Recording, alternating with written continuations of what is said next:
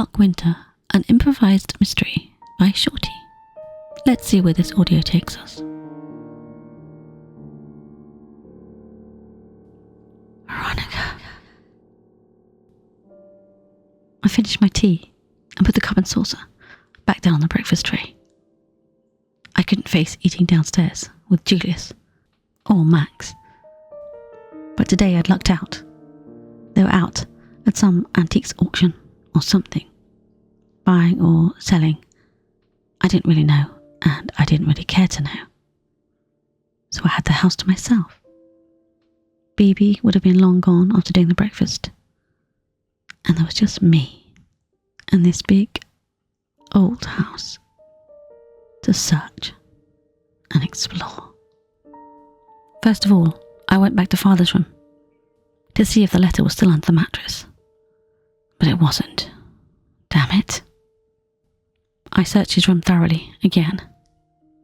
I tried to keep my emotions in check as my hands landed on sentimental items, objet d'art, his clothes, an old tie with a spot of egg on it. He was always a stickler for wearing a tie, even in the house. I don't think he had a relaxed bone in his body, except for when he was drunk, of course. And then he became boneless. I didn't know why he drank, but I guess now I do. I guess he knew that Mother didn't love him. She loved our father, Teddy. I felt sorry for him in that moment. It didn't last long. As I remembered, he'd soon got his revenge on his brother, on his twin. He must have loved Mother passionately, to distraction and destruction. But still, I missed him. Or I missed the version of him that I pulled out a jacket and sniffed the sleeve and held it for a moment, kind of saying goodbye to that father, that... I put the jacket back and closed the wardrobe door, and then instinctively went to Mother's room for all my comfort. But I felt like a stranger, like I didn't really know either of them. Well, I knew the Mother that I knew, but she was someone else too. She was a wife and a girlfriend and an actual person before she even had us. I didn't think I'd find anything. I'd been in this room countless times, for hours, used the bath, slept in the bed, sprayed her perfume, but I guess I hadn't really delved and snooped. It didn't feel right. But I had to cover every inch of this house. If I was ever going to move on in life, I must know what happened to my parents. Because somewhere, deep down in my soul, I still hoped that they were alive. I started with her wardrobe and pulled everything off of her hangers and pulled out the hangers. I ran my fingers along the bottom of the wardrobe, along the walls and the top. No false drawers or bottoms here. I went through every item of clothing, every pocket. Nothing. I hung everything back up neatly, then went to a tall dresser which had smaller items of clothing, tops, skirts, underwear, etc. I pulled each drawer out in turn and laid it on the bed and went through each one thoroughly. I tried not to be sentimental, but I pulled out silk scarves, lacy underwear, blouses that I remembered with pearl buttons, things that I wanted to wear myself, and I would. They were mine now. I pulled out the last drawer, the bottom drawer. It was filled with ephemera and letters and things. A treasure trove. I hefted it onto the bed and dumped everything out. There was so much stuff. Old Christmas cards and birthday cards, tied up in nice ribbons. Things that Julius and I had made. Correspondence, some photographs, the odd cinema ticket stub, all sorts of things. A brochure for the theatre. A tiny silver trinket pot with small white teeth. Well, not so white. Baby teeth. And a note. Meet me at the lake house. M. What was this doing here? Surely this was a note that I got from Mickey. I took the note and put it in my pocket and continued looking. Continued rifling. If only I could find a diary, a journal. Finding nothing more, I replaced the drawer, trying to put everything back in some simulation of tidiness. I then stripped the bed, the top cover, the duvet, the sheets, the pillows. I hefted the mattress, holding the weight up with my shoulder, with great effort. I scanned the springs and the floor. Nothing, not even a speck of dust. I was still struggling when the doorbell chimed. Oh, what now? I let the mattress fall and made my way to the front door. And there, through the glass, I could see the vicar. I wanted to dodge out of the way, but it was too late. He'd already seen me. I plastered on a pleasant smile and opened the door. Hello, vicar. What can I do for you? I assumed he was collecting for charity or some other. He hadn't. He wanted to talk to Julius. I'm afraid he's not home right now. He's out at, I think an auction. Mr. Penfield, the vicar, looked about the hallway.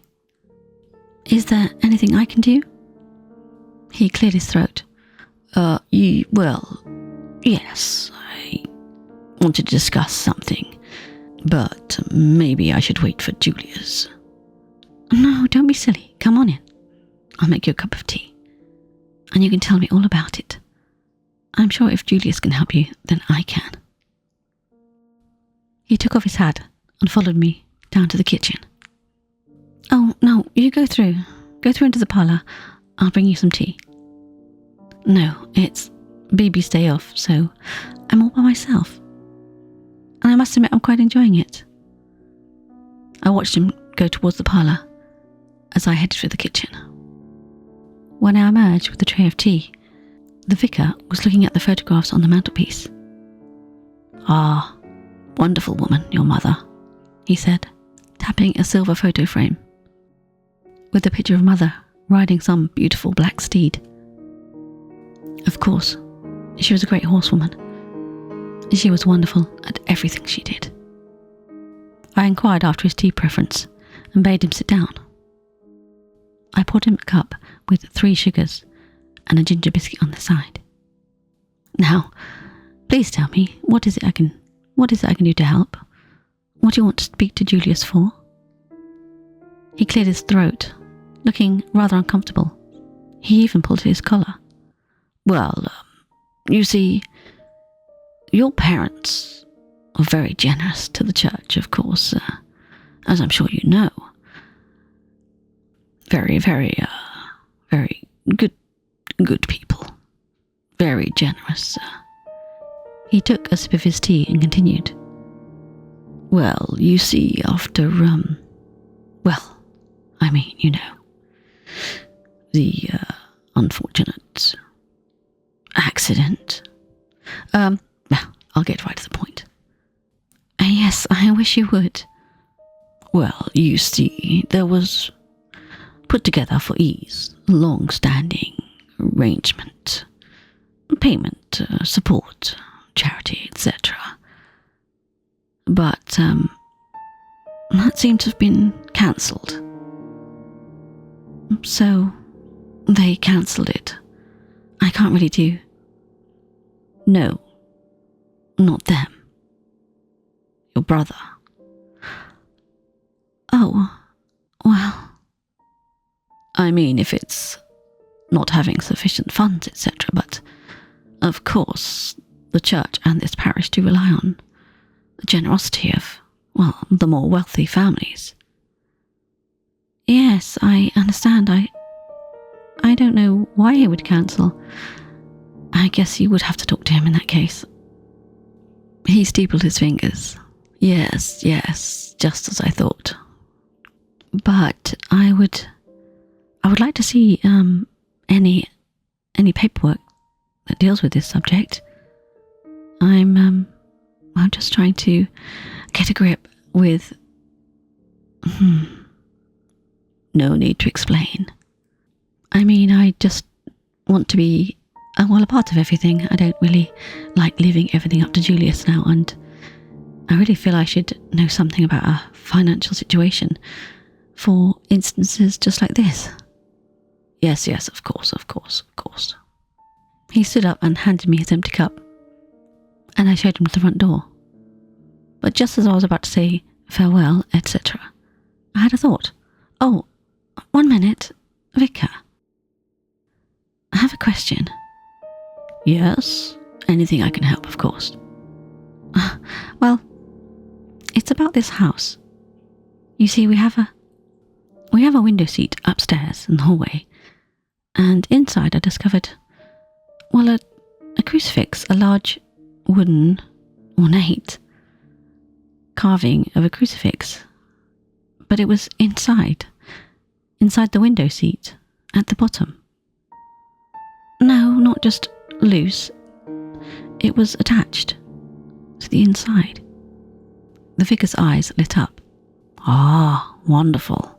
This house has much history. And I do have an idea of what it is, but I'd have to have a look myself if you have time right now. Of course.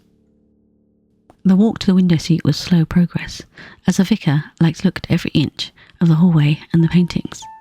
He commented on the wood, the panelling, the oils of the paintings, the history of everything, the origins of everything. He was certainly knowledgeable, but I just wanted him to see the cross.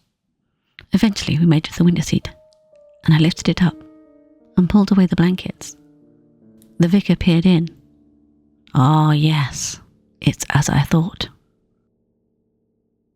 Also, I found this list of names. Shenanigans, Billy, Merzath, Living Lightning, Turt Boy, Pokemon UB, Nikki Phantom, Mordred, Stephen, Fire, Outsider HP, Ted, Jelly Mage, Aaron, Cryptid, Cubby, D-Third, Blake, Samir Hall, and Aura Blue. Strange names indeed. I wonder what it can mean. Well, as far as I can surmise, that's your patron, silly girl.